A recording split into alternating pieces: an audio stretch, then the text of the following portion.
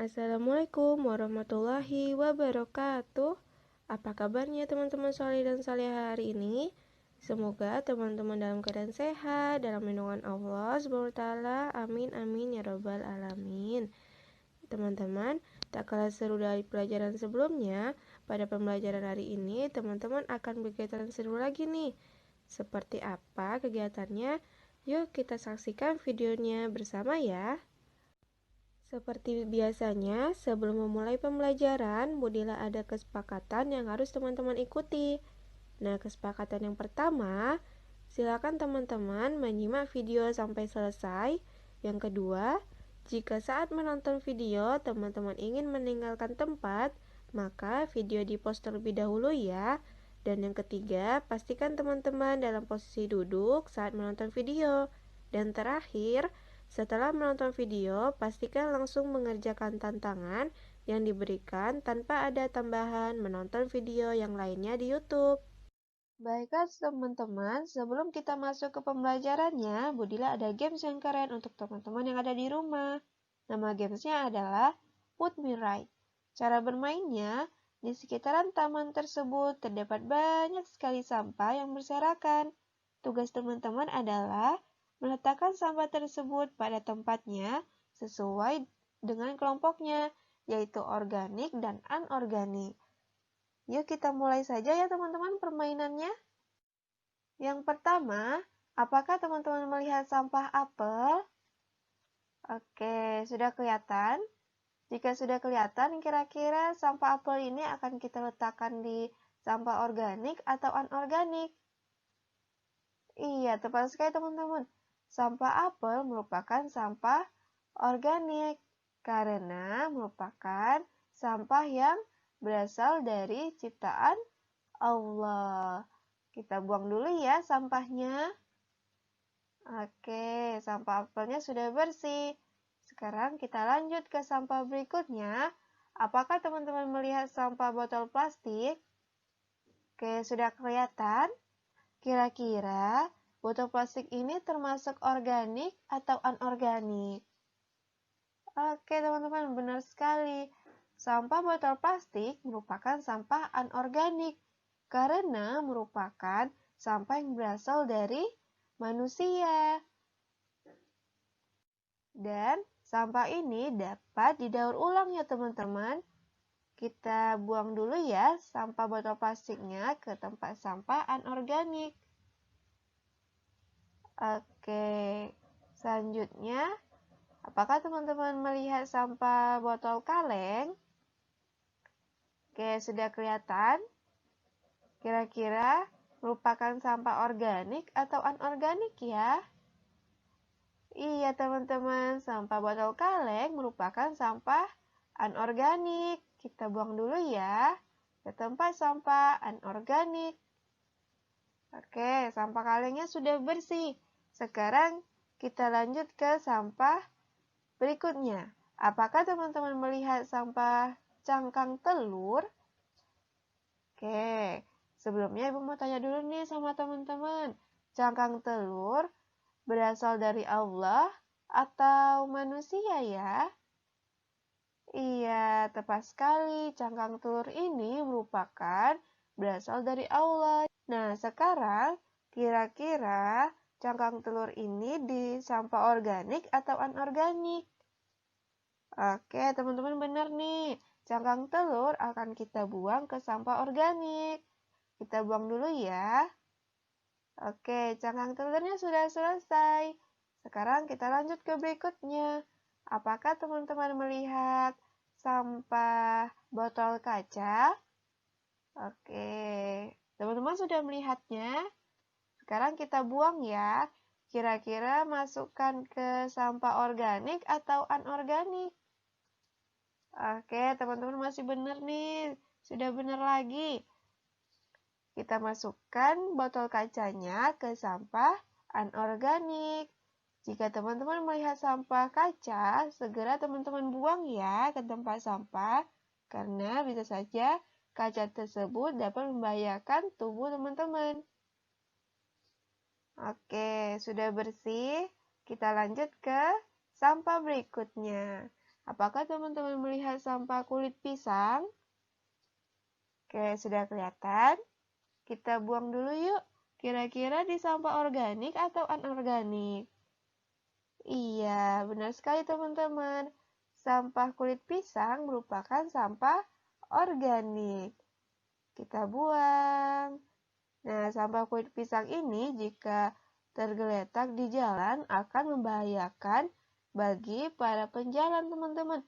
Bisa saja teman-teman terpeleset karena menginjak kulit pisang tersebut. Baik, sampah kulit pisang sudah kita buang. Selanjutnya kita akan buang sampah yang mana lagi ya? Oke, apakah teman-teman melihat sampah tulang ikan? Sudah kelihatan?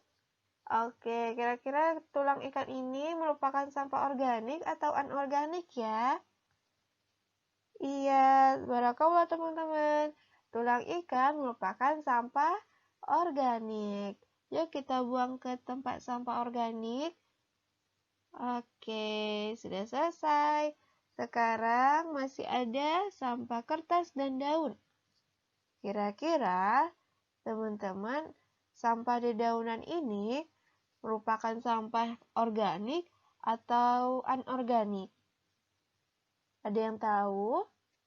Iya teman-teman, tepat sekali. Sampah dedaunan ini merupakan sampah organik. Yuk kita letakkan bersama ya. 1, 2. Oke, daun-daunnya sudah bersih. Sekarang tinggal sampah kertas. Nah, sampah kertas ini akan kita masukkan ke sampah organik atau anorganik? Iya, benar sekali teman-teman. Sampah kertas ini akan kita letakkan di sampah anorganik. Oke. Barakallah untuk teman-teman yang sudah selesai menyelesaikan misinya. Wah, tamannya terlihat bersih kembali ya teman-teman ya. Baik teman-teman, hal yang perlu teman-teman ingat adalah jika lingkungan kita bersih, maka tubuh kita akan menjadi sehat karena udara yang kita hirup adalah udara yang bersih. Makanya teman-teman, selalu ingat ya untuk selalu buang sampah pada tempatnya. Sebelumnya, apakah teman-teman masih ingat dengan pelajaran satuan tidak baku? Semoga teman-teman masih mengingatnya ya. Kenapa Budila menanyakannya? Karena di kelas 3 ini teman-teman akan belajar kembali tentang satuan. Nah, untuk kali ini berbeda teman-teman. Jika sebelumnya teman-teman belajar satuan tidak baku, maka sekarang kita akan belajar tentang satuan baku. Nah, teman-teman, apakah teman-teman tahu apa itu satuan baku? Nah, satuan baku adalah satuan yang apabila digunakan oleh siapapun akan menghasilkan hasil pengukuran yang sama. Dalam satuan baku, terdapat 3 jenis satuan yang jika diukur menggunakan alat ukur yang sama akan menghasilkan angka yang sama teman-teman. Walaupun yang mengukurnya adalah orang yang berbeda. Nah, dari 3 jenis tersebut, yang pertama ada satuan panjang, yang kedua ada satuan berat, kemudian yang ketiga ada satuan waktu. Untuk pelajaran hari ini, teman-teman akan mempelajari satuan panjang. Sebelumnya, teman-teman apakah masih ingat apa itu panjang? Baik, panjang adalah ukuran atau jarak suatu benda yang dapat dihitung dari satu titik ke titik lainnya. Nah, kira-kira alat ukur apa saja ya yang terdapat dalam satuan panjang? Alat ukurnya yang pertama seperti jangka sorong. Nah, jangka sorong ini biasanya digunakan untuk mengukur benda-benda yang berukuran kecil, teman-teman, seperti koin atau lingkaran pada pipa. Kemudian yang kedua ada penggaris yang sering teman-teman gunakan. Kemudian yang ketiga ada meteran. Meteran ini terbagi menjadi 2. Yang pertama adalah meteran yang biasanya digunakan oleh bunda untuk mengukur kain atau benda-benda yang sejenisnya.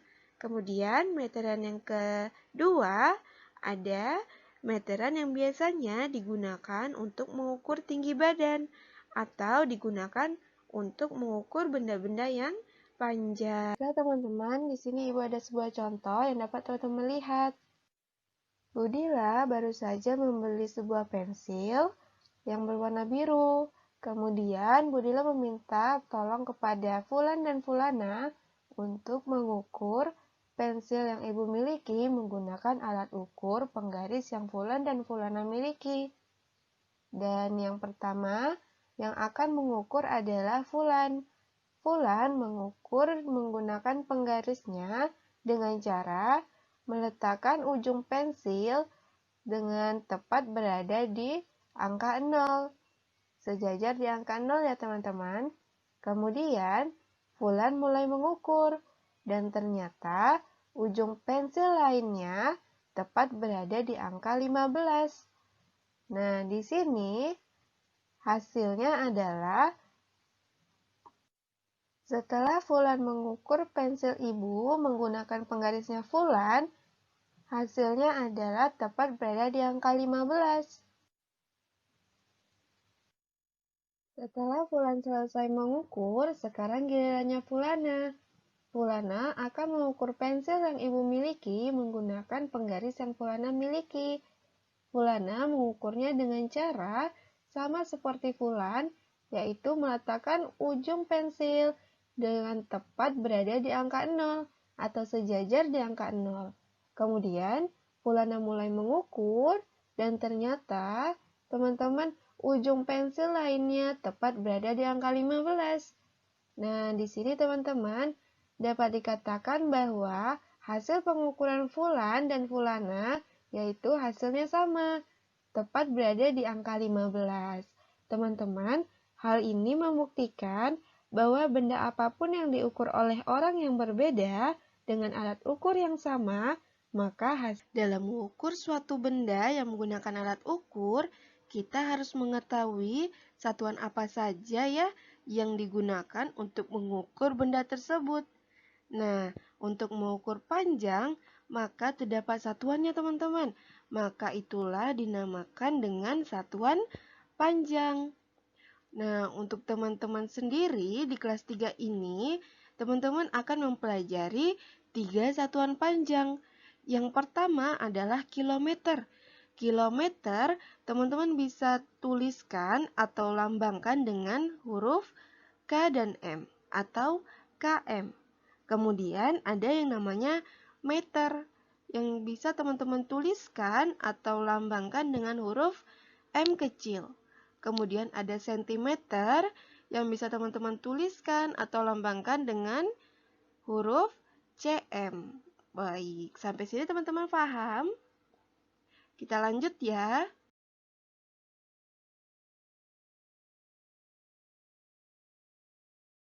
Baik teman-teman, di sini Ibu akan beritahu bahwa kilometer biasanya digunakan dalam mengukur jalan teman-teman.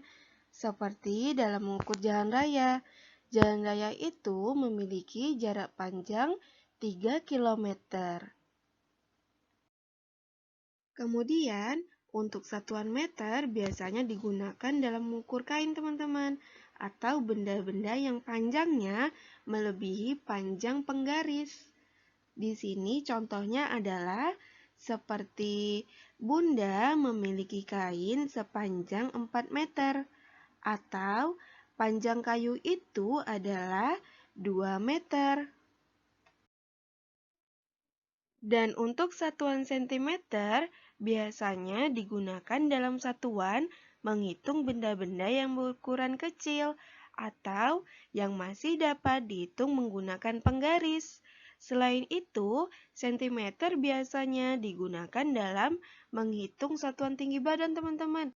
Seperti tinggi Fulan adalah 110 cm atau panjang pensil itu setelah diukur menggunakan penggaris, panjangnya adalah 10 cm.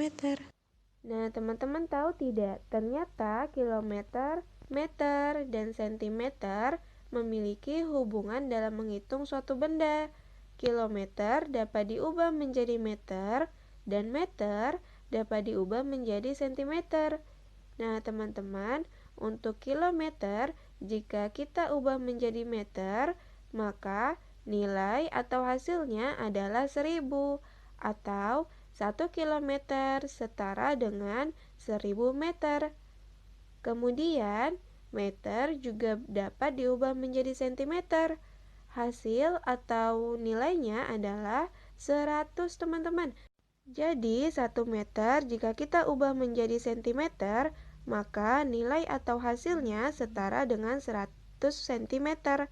Nah, dari manakah nilai 1000 dan 100 itu berasal? Untuk pembahasan yang lebih lanjutnya, untuk mengetahui dari mana ya nilai tersebut berasal, teman-teman akan belajar hal tersebut di level tinggi, di kelas 4, 5, dan 6. Sekarang, Budila akan memberikan contoh kepada teman-teman untuk perubahan satuan dari kilometer ke meter dan dari meter ke sentimeter. Contoh yang pertama, panjang jalan raya itu sepanjang 2 kilometer. Jika kita ubah satuannya menjadi meter, maka 2 kilometer akan setara dengan berapa meter ya teman-teman? Kita ingat kembali ya, bahwa nilai 1 kilometer sama dengan 1000 meter. Maka 2 kilometer sama dengan 1000 dikali 2. Dan hasilnya adalah 2000 meter. Teman-teman juga dapat menggunakan susunan cara panjang. Dengan 2 kilometer sama dengan 1000 dikali 2. Dan hasilnya 2 dikali 0 adalah 0. 2 dikali 0, 0. 2 dikali 0, 0. Dan 2 dikali 1 adalah 2. Jangan lupa ya, kita harus meletakkan meternya di belakang angka 2000. Maka hasilnya adalah panjang jalan raya itu jika kita ubah satuannya ke meter, hasilnya adalah 2000 meter. Contoh selanjutnya seperti ini teman-teman. Panjang kayu itu adalah 5 meter. Sekarang, jika panjang kayunya 5 meter, kita ubah satuannya ke sentimeter, maka setara dengan berapa sentimeter ya teman-teman panjang kayu tersebut? Jika kita ingin mengubah satuannya ke sentimeter, maka teman-teman dapat mengingat kembali bahwa 1 meter nilainya adalah 100 cm. Maka 5 meter berapa sentimeter ya? 5 meter sama dengan 100 dikali dengan 5. Dan hasilnya adalah 500 cm. Teman-teman juga dapat menyusunnya dengan cara ke bawah. Seperti 100 dikali 5 sama dengan 5 dikali 0 adalah 0, 5 dikali 0 adalah 0, 5 dikali 1 adalah 5.